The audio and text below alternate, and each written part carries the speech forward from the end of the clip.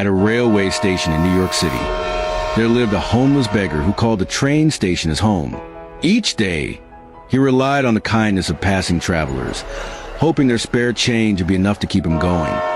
One day, while he was begging, Elijah saw a tall man in a sharp navy blue suit step off the Amtrak Express. The man looked like he walked straight out of a business magazine, confident, poised, and successful. Elijah thought, this man looks rich. If I ask him for alms, he will surely give me good money. So he approached the tall man and asked for alms politely. Sir, could you help me with anything you can spare? The tall man stopped and looked Elijah straight in the eyes, not with disgust or pity, but with a piercing honesty. You ask, the man said calmly, but do you ever give? Elijah blinked, confused. Give? Sir, I'm homeless. I don't have anything to give. All I can do is ask. That's my life. The man nodded. I understand. But listen to me carefully. In this world, if you give nothing, you are owed nothing. I'm a businessman. I only believe in value exchange. If you can't offer anything, you shouldn't expect anything in return. Without another word, the man boarded the train and disappeared into the crowd. Elijah stood frozen. The words echoed inside him like a bell struck deep in his soul. If you give nothing, you are owed nothing. That night, Elijah lay curled beneath his tattered blanket, unable to sleep. The man's words haunted him, not as an insult, but as a challenge. Is that why I receive so little? Because I offer nothing back? He wondered. But I'm a beggar. What can I possibly give? Days passed. He wrestled with the question until one afternoon, while sitting near the edge of the station garden, something caught his eye, a cluster of daffodils blooming wildly among the stone paths. And then it hit him like sunlight breaking through clouds. I may not have money, but I can give beauty. He reached out and gently picked a few flowers. The next day, when someone gave him $1, he handed them a daffodil in return with a smile and said, "Thank you for your kindness. Please take this. Beauty deserves to be shared." To his surprise, the person smiled back, genuinely.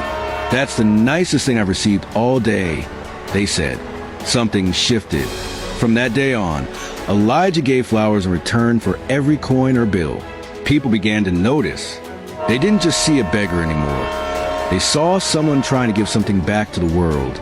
Within weeks, more commuters stopped by. Some came just with flowers. Others left larger bills, moved by the simple gesture. He became known as the Flower Man of Union Station. But Elijah still thought of himself as a beggar, until one day, destiny came full circle. He saw that same tall man exiting a train again.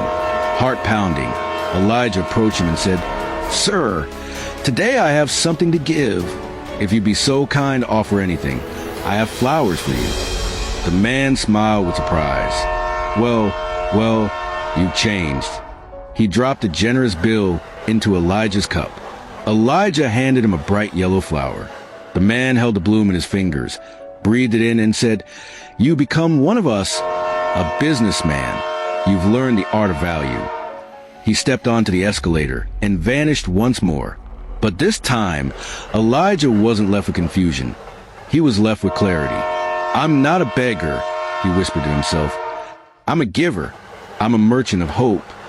That night, he looked up at the stars above the city skyline and shouted with joy, "I'm not just surviving. I'm building. I'm not homeless. I'm home within my purpose." From that day, Elijah disappeared from the station, but only as a beggar. 6 months later, 2 businessmen in suits stood at the platform, waiting for their train. One of them caught the eye of a familiar face and extended his hand. "Do you recognize me?" the man asked. The other looked puzzled. "I don't believe we've met." "Oh, but we have. Twice before. Once when you challenged me to give something, and once when I gave you a flower. I was the man you once saw as a beggar." The other man's eyes widened. "You're the flower man? The one outside Union Station?" "Yes, that was me. But today, I'm no longer on that platform. I've launched a small business, City Blooms, a flower stand that now supplies local florists across the boroughs. And I'm headed to meet a distributor in another city. The businessman smiled in awe. Incredible. How did you do it? Elijah replied, you taught me the principle of exchange. Nothing comes for free. The world rewards those who give. I realized people weren't giving me charity. They were paying for joy, for beauty, for acknowledgement. They were buying a moment of grace. And when I saw myself not as a beggar, but as a man of value, everything changed. People saw a small vendor. I saw a growing brand. Over time, Elijah's humble flower exchange evolved into something far greater than he had ever imagined. What began with a few hand-picked blooms at the edge of a train platform grew into a flourishing flower cart business called City Blooms. At first, he sold bundle flowers from a wooden cart near Union Station. But commuters loved his sincerity, his story, and the care with which he arranged every stem. Word spread quickly, not just about the flowers, but about the man who once gave beauty for pennies. A local journalist featured Elijah in a weekend column titled, From Beggar to Bloomsman. The article went viral. Orders started pouring in.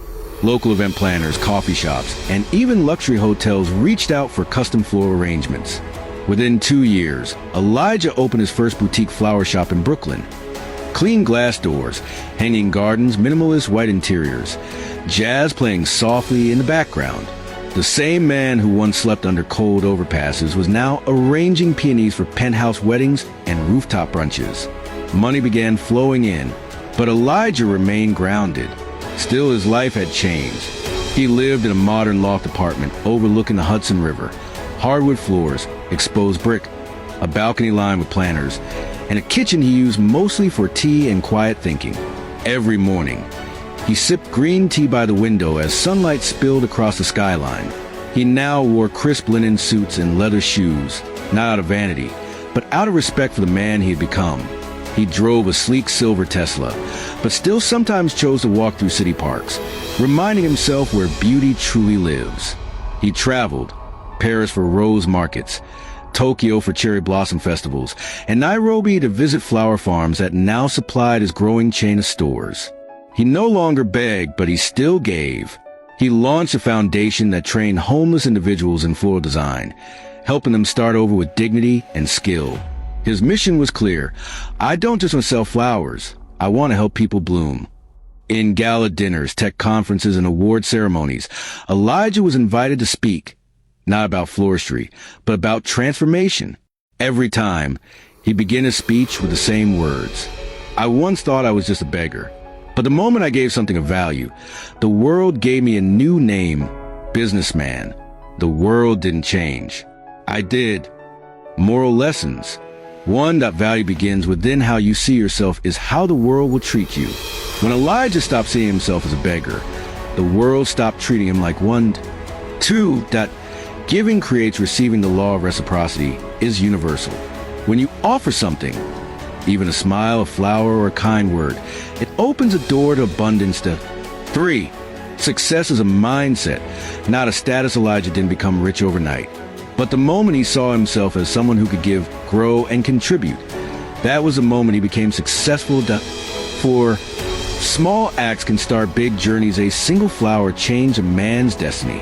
Never underestimate the power of small, sincere actions. To 5, every human has value. Society may label people as beggars, poor, or lost, but every soul carries seeds of greatness. It just needs the right soil and spark to grow. What the story teaches us. This story shares some powerful lessons. The tall man understood an important rule. You only receive when you're willing to give. This is a rule that every successful person follows. He passed this wisdom on to the beggar. The beggar took this advice to heart. He changed the way he thought, and because of that, his whole life changed. The lesson is simple. If you want to grow in life, you have to grow in your thinking. That if you always think small, you'll stay small. But if you believe in yourself and think bigger, amazing things can happen. The main message is this. Your success starts in your mind. Respect yourself. Think big. And see how far you can go. Light bulb if the story inspired you. Don't forget to like, share, and subscribe for more powerful stories just like this. Let's grow together, one story at a time. Seedling Open Book Sparkles.